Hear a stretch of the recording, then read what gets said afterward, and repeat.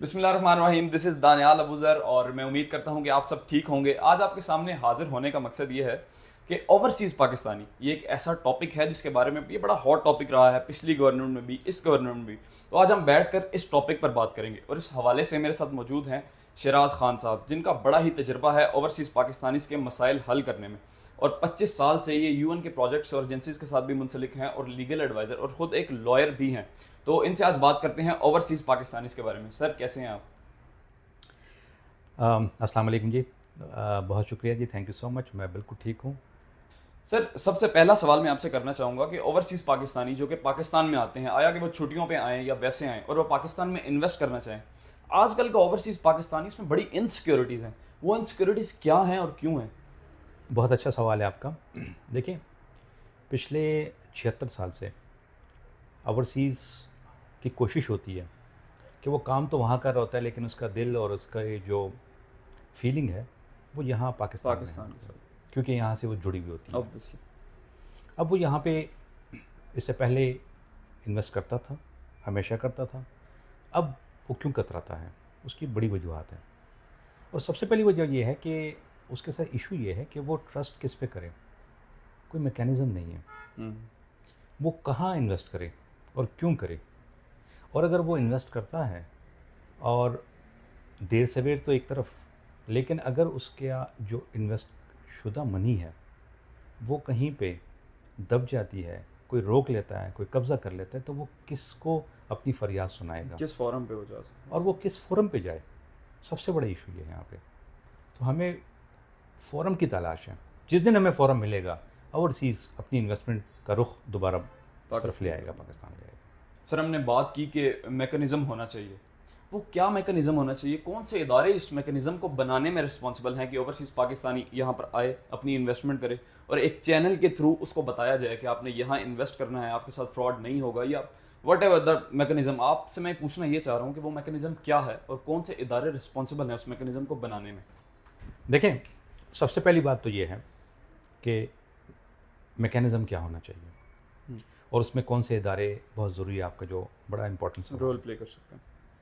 Foreign office, صحیح, جس کے لیے ہماری پہلی رسائی ہوتی ہے. ہمارا جو بھی کوئی معاملہ ہوتا ہے وہ فارن آفس کے ساتھ ہوتا ہے. تو فارن آفس کو انوالو ہونا چاہیے, ان کو خاموش نہیں رہنا چاہیے. اب تک 76 سال سے وہ خاموش ہیں. اس کے بعد ہمارا سب سے بڑا ایشو ہوتا ہے ڈاکومنٹیشن کا.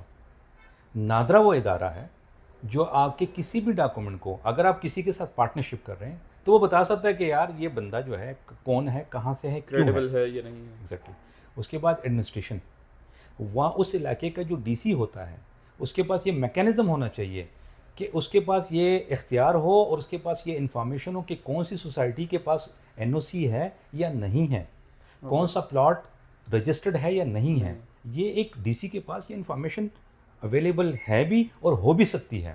اس وقت دیکھیں میکینزم, اس وقت جو پروٹوکولز ہیں وہ ٹیکنالوجیز کی طرف جا رہے ہیں. آپ کا سارا جو کھاتا تھا پلاٹوں کا اور وہ جو رجسٹروں میں تھا وہ چلا گیا, کمپیوٹرائز ہو گیا ہے. ایک گو پہ ڈی سی دیکھ سکتا ہے کہ کیا ہو رہا ہے. اتنا مشکل کام نہیں ہے. بالکل. اس کے علاوہ یہ ہے کہ ایف آئی ایک ایسا ادارہ ہے کیونکہ پیسوں کا لین دین ہوتا ہے. اگر وہ پارٹنرشپ ہو, انویسٹمنٹ ہو, یا کسی بھی شکل میں اگر کوئی ابیوز ہوتا ہے, وائلیشن ہوتی ہے, تو مجھے معلوم ہو کہ جی ایف آئی اے موجود ہے.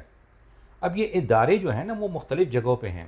جب میری درخواست آتی ہے, کسی وقت مجھے لگتا ہے کہ میرے ساتھ کچھ ہو گیا ہے, میرے پارٹنر نے مجھے ابیوز کیا, یا سوسائٹی نے ابیوز کیا, یا میری انویسٹمنٹ جو جہاں میں نے کی ہوئی تھی سوسائٹی تو رجسٹرڈ ہی نہیں ہے, تو میں کس کے پاس جاؤں؟ کوئی کہتا ہے نیب کے پاس چلے جاؤں, کوئی کہتا ہے جی ایف آئی اے کے پاس چلے جاؤں, کوئی کہتا ہے, اور میری درخواست یوں گھوم رہی ہوتی ہے.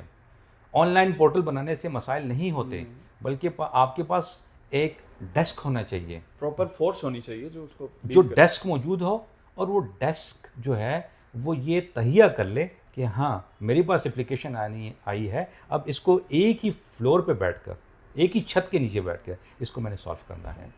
یہ جب ہو جائے گا, اوورسیز دوبارہ اس طرف رخ کرے گا, اور یہ ملک میں جیسے پہلے بھی بیک بون تھا اوورسیز, دوبارہ بیک بون بننے لگے گا. سر ہم نے بات کی میکنزم کی اور اداروں کی, آپ نے بتایا کہ یہ ادارے رسپانسبل ہونے چاہیے, like NADRA, like D C کے پاس ریکارڈز ہونے چاہیے, یا فورن آفس سب سے پہلے اوورسیز اپنی رپورٹ کرتا ہے. تو سر ان اداروں کو اب پورٹلز تو بن جاتے ہیں جیسے آپ نے بھی کہا, لیکن وہ ایک ٹائم فریم, ایک میکنزم نہیں ہوتا کہ اس ٹائم میں آپ کو مسائل کا حل نکالنا ہی نکالنا ہے. اپلیکیشنز دائر ہو جاتی ہیں لیکن وہ ایک بہت لمبا عرصہ چلتی رہتی ہیں, اور اس دوران اوورسیز بھی تھک جاتا ہے اور یہاں سے بھی لوگ بھول جاتے ہیں, حکومتیں بھی پلٹ جاتی ہیں.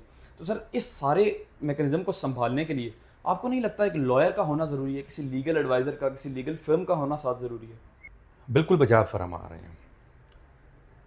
سب سے پہلے تو یہ ہے کہ ہم یہ تہیہ کر لیں کہ فورن آفیسر کا جو فورن آفس جو ہے اس کا ریپرزنٹیٹو نادرا کا, ایف آئی اے کا, پاسپورٹ کا, یہ جو ادارے ہیں, اور خاص طور پہ اوورسیز کی منسٹری, اس کے اداروں کے ریپرزنٹیٹو موجود ہوں, ایک فیسلٹیشن ڈیسک ہو. اگر کوئی اپلیکیشن آتی ہے اور کوئی ابیوز ہوتا ہے, کوئی وائلیشن ہوتی ہے, یا کوئی انویسٹمنٹ ہو رہی ہوتی ہے, اس کی فرسٹ انفارمیشن جو ہے وہ اس ادارے کے پاس ہو. اگر کوئی اپلیکیشن آتی ہے تو وہ 14 سے 15 دن سے زیادہ اس کو ٹائم نہ دیا جائے. اس کی وجہ ہے, میں اوورسیز ہوں تو میں زیادہ سے زیادہ 15 دن یہاں ٹھہر سکتا ہوں. جو مجھے ابیوز کر رہا ہے یا کر چکا ہے اس کو معلوم ہے کہ میں نے 15 دن ٹھہرنا ہے, اس کے بعد چلے جانا ہے, اور ٹائم فریم 15 دن سے زیادہ نہیں ہونا چاہیے. اور اس کے ساتھ بہت ضروری ہے کہ اس کمیٹی میں وکلاء کا ہونا بہت ضروری ہے, کہ وہ اس کا ایک نمائندہ ہو, کیونکہ ڈاکومنٹ کو ریویو کرنا ایک وکیل ہی کر سکتا ہے, نارمل انسان نہیں کر سکتا. اور اس کمیٹی میں خاص طور پہ اوورسیز کا نمائندے کو بھی شامل کر لینا چاہیے. کیوں؟ اس کی وجہ ہے کہ اوورسیز کے میٹرز کو سمجھنے کے لیے آپ کو اوورسیز کا خود ہونا بہت ضروری ہے. صحیح. سر ایز اے اوورسیز پاکستانی اور ایز اے لائر بھی, گورنمنٹ آف پاکستان کو آپ کوئی سجیشن دیں گے کہ وہ کس طرح اس چینل کو اسٹیبلائز کریں؟ جی میری رائے یہ ہوگی, اور حکومت پاکستان کو یہ ریکویسٹ بھی ہے, کہ ایک ایسی اتھارٹی بنائی جائے جس میں یہ تمام سیکٹریز, خاص طور پہ فارن آفس کا جو سیکٹری ہے, نادرا کا ریپرزنٹیٹیو ہو, سیکٹری کی شکل میں ہو, ان کی ڈی جی کی شکل میں ہو, ایف آئی اے سے ہو, اے ایس ایف سے ہو, اوورسیز منسٹری سے ہو, جو ہماری او پی ایف بنی ہے وہاں سے ہو, ایونچولی ہیلتھ سے ڈپارٹمنٹ سے کوئی ہو, ایجوکیشن سے ہو, یہ تمام سیکٹریز اس میں موجود ہوں, اور وہ اس اوورسیز کی کوئی کمپلینٹ آتی ہے, کوئی پرابلم ہوتا ہے, کوئی چیلنج آتا ہے, وہ اس کو انٹرٹین کریں. صحیح. اور اس کا ٹائم فریم طے شدہ ہو. بالکل. تو چیزیں انشاءاللہ بہتری کی طرف جا سکتی ہیں. بہت شکریہ سر, آپ نے ہمیں اپنی قیمتی گھڑیوں میں سے ہمارے لیے وقت نکالا, اور میں امید کرتا ہوں کہ یہ ویڈیو تمام تر اوورسیز پاکستانیز کے لیے جنہوں نے آج تک یہ مسائل کا سامنا کیا ہے, اور آئندہ وہ اس ویڈیو کو دیکھنے کے بعد ان تمام تر مسائل سے بچیں گے انشاءاللہ. بہت شکریہ.